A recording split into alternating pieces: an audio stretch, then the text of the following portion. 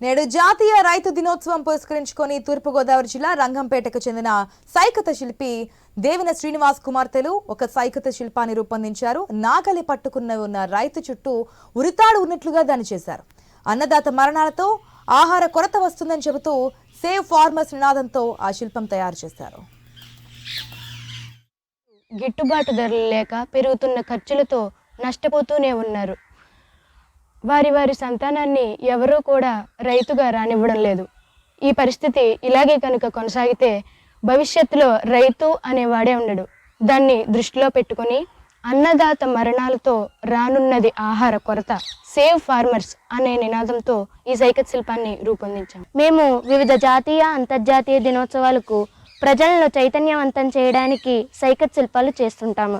దానిలో భాగంగా డిసెంబర్ 23వ తేదీన జాతీయ రైతు దినోత్సవాన్ని పురస్కరించుకుని మేము ఈ సైకత్ శిల్పాన్ని రూపొందించాము.